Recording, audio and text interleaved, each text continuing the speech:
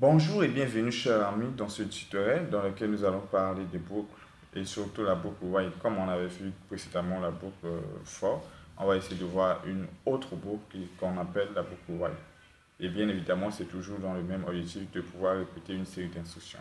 Si on veut essayer, si on veut faire le même exercice qu'on avait fait dans la boucle for, mais en utilisant la boucle while, comment ça va se passer? On va voir avec la syntaxe. On va essayer d'afficher une intervalle de valeur entre 1 et 10 avec la boucle while et on va voir comment ça va marcher.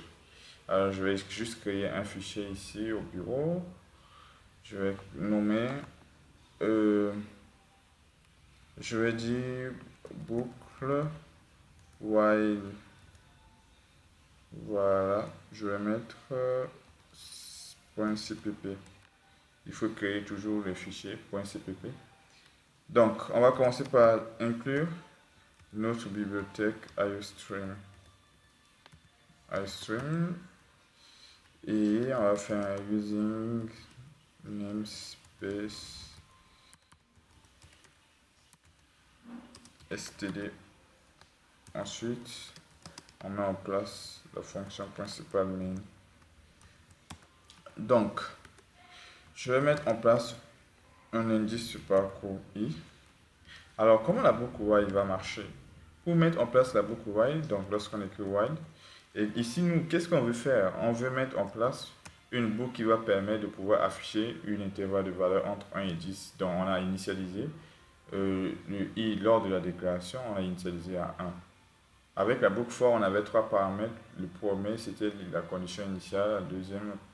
Le deuxième paramètre, la condition qu'on doit respecter pour rentrer et puis l'itération. Donc ici, il faut d'abord qu'il y ait une condition avant de pouvoir rentrer dans la boucle. Donc, il y a une initialisation. Donc, c'est pourquoi à l'extérieur, on initialise i à 1. Ensuite, je dis quoi? Je dis que je vais faire chaque fois que i est inférieur ou est égal à 10. Donc, tant que i est inférieur ou est égal à 10, sachant que i a commencé à 1, i est inférieur ou est égal à 10, on va rentrer dans la boucle et on va faire quoi? On va juste afficher la valeur de i. Donc, on peut afficher directement i, comme ça, et puis un peu d'espace, si on veut afficher sur la même ligne. Voilà, un peu d'espace. Et maintenant, quitter maintenant de 1 pour atteindre 10, qu'est-ce qu'il faut? Il faut que i puisse avancer positivement. Donc, on dit quoi? I avance de plus 1. Pour cela, on va faire quoi? Le i plus plus.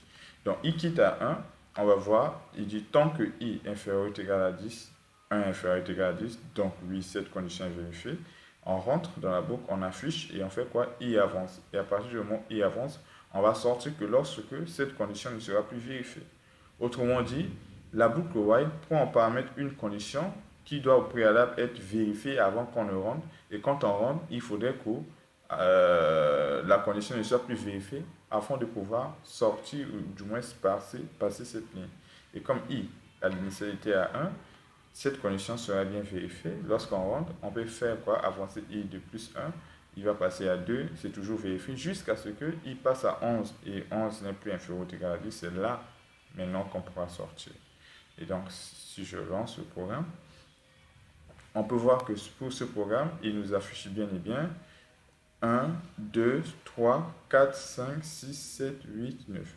Donc, à l'initiale, il y a 1, on dit est-ce que 1 est, donc on dit tant que 1 inférieur est égal à 10, 1 inférieur est égal à 10, et donc on affiche 1, on avance 1, on avance la valeur, on dit i reçoit i plus 1, autrement dit 1 est égal à 1 plus 1, autrement dit 1 quitte 1 pour partir à 2, et donc on va partir à 2, on revient, 2 est-ce que 2 est inférieur à 10? Oui. 2 passe à 3. 3, est-ce que c'est inférieur à 10? Oui. 4, 5, 6 jusqu'à 10. Est-ce que 10 est inférieur ou égal à 10? Oui. On affiche 10 et 10 passe à 11. On vérifie maintenant à nouveau. Est-ce que 11 est inférieur à 10? Non. Et donc c'est là maintenant qu'on va sortir de cette, boucle-là. Donc voilà la syntaxe de la boucle while. Donc il faut en paramétrer une condition et vérifier si la condition est correcte. Ensuite, qu'est-ce qui se passe? Et là, il rentre dans la boucle. Si la condition n'est pas correcte, il ne rentre même pas dans la boucle. Ou du moins, il quitte tout simplement. On va voir encore une autre chose. Supposons que euh, Donc, on va combiner avec les structures conditionnelles. Supposons que nous, on voulait afficher que juste des valeurs i qui sont paires. Donc, autrement dit, on va faire un cout que si la valeur est paire. On va faire normalement une structure conditionnelle. On effectue un test if i pour vérifier si i est un nombre pair. On vérifie si i est juste divisé par 2. Autrement dit, si la division de i par 2, le reste est égal à 0, alors c'est un nombre pair. Donc, je vais faire quoi? Le reste de la division en programmation est représenté par le pourcentage. Donc, je fais if i pourcentage 2 est égal à 0, alors, donc, i est un nombre pair et qu'est-ce que je fais? Je ne fais que afficher la valeur de i. Si je lance ce programme, on peut voir comme ce résultat, il affiche quoi? Les nombres pairs. Il va afficher 2, il va afficher 4, il va afficher 6, il va afficher 8, il va afficher 10. Il affiche les nombres pairs parce qu'on fait l'affichage que si la valeur est bien divisée par 2. Une autre chose. Donc, supposons que je mettais celui-là ici à 0 et je prends ce i plus 1, i plus, je le mets ici.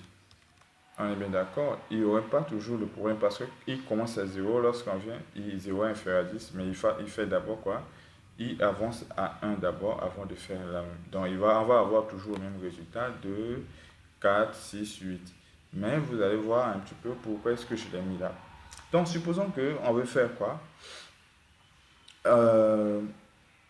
Lorsque je mets ça, lorsque je mets juste comme ça le cout là, il va afficher de 1, 2, 3 jusqu'à 10 comme on avait. Bon, il va afficher jusqu'à 11. Parfait.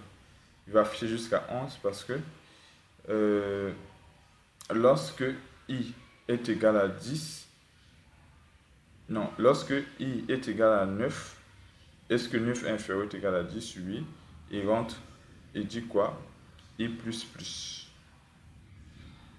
C'est maintenant à 10, il affiche le 10, il avance. Quand i est égal à 10, il va voir que 10 est inférieur ou égal à 10, oui. Et qu'est-ce qui se passe? Il fait quoi? I plus d'abord, donc il affiche le 11. Maintenant, supposons que ici, on ne voulait pas afficher le 11 là. Supposons qu'on ne voulait pas afficher le 11 là.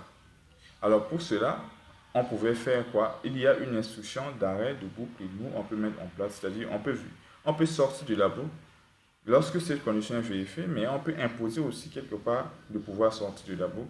Autrement dit, si on ne veut pas afficher 11 et en disant que si on trouve une information qui n'est pas correcte, qu'on sort de la boucle, on peut faire ça une vérification. On dit if i est égal à 11, au lieu d'afficher, on dit tout simplement quoi? On dit break. Break, c'est une instruction qui va permettre d'arrêter quoi? D'arrêter une structure itérative ou bien une boucle. Donc, pour quitter la boucle, on quitte lorsque cette condition n'est plus vérifiée, ou bien on peut forcer le fait qu'on puisse quitter la boucle. Donc, je vais mettre ici 11. Et vous allez voir que cette fois-ci, si je lance le programme, il va afficher de 1 jusqu'à 10, mais arrivé à 11, qu'est-ce qui se passe? Il quitte le programme. Donc, pour être sûr, on va voir encore. Ici, c'est bien qu'on a mis la condition, on va partir jusqu'à 10, mais supposons que je veux m'arrêter tout simplement à 7. Donc, je garde toujours cette condition, je ne modifie pas, mais je rentre dans la boucle. Lorsque i est égal à 7, je force à ce que je sors de la boucle au lieu d'aller jusqu'à atteindre 10. Donc, si je lance le programme, on peut voir que ici, lorsque i est égal à 6, qu'est-ce qu'il fait? Il fait d'abord i plus 7 et ensuite il dit quoi? I 7. Alors donc on peut quoi? On peut sortir. Donc cette instruction break permet de quitter la boucle à n'importe quelle position, à n'importe quel moment. Mais si vous voulez sortir d'une structure itérative, vous pouvez utiliser l'instruction break. Je vais aussi profiter pour vous montrer aussi une autre instruction. Alors supposons que nous, si je fais ça, comme on l'avait vu tout à l'heure, si je fais ça, on va afficher de 1 jusqu'à 11 parce qu'à chaque fois je fais d'abord i plus. Parfait. Et donc, disons, je veux pas afficher le 1, je veux pas afficher le 2, je veux pas afficher le 3.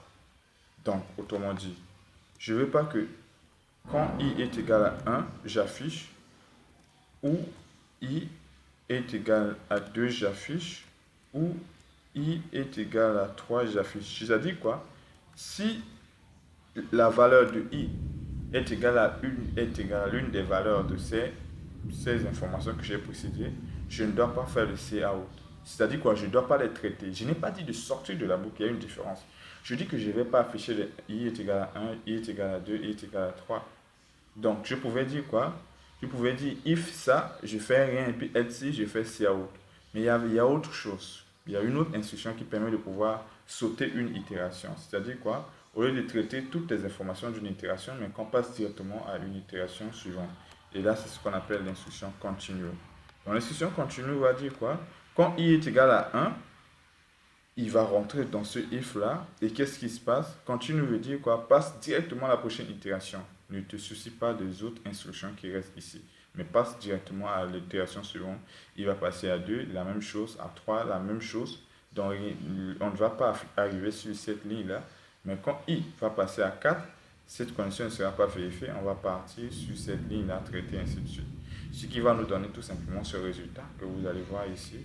Vous allez voir qu'il affiche directement, il affiche 4, il affiche 5, il affiche 6 parce qu'il n'a pas pu afficher les 2, les 4, du moins les 1, les 2, les 3. Chaque fois que i est égal à 1, i est égal à 2, i est égal à 3, il exécute continue qui fait quoi? Quitter une itération à une autre sans tenir compte des instructions qui suivent. Parce que pour chaque itération, il faut savoir qu'il faut normalement exécuter toutes les instructions de la boucle. Mais avec l'instruction continue, on ne va plus tenir compte des itérations des instructions qui continuent, ou bien qui restent du moins. Et donc, on passe directement à une prochaine itération. Donc, c'est tout pour cette vidéo, les amis. Et si la vidéo a été un petit peu très rapide, vous pouvez le mettre en play pour pouvoir réapprendre toutes ces notions-là. On se retrouve dans le prochain tuto pour pouvoir parler de la boucle do while. Et ensuite, après, on va travailler sur un TP ensemble.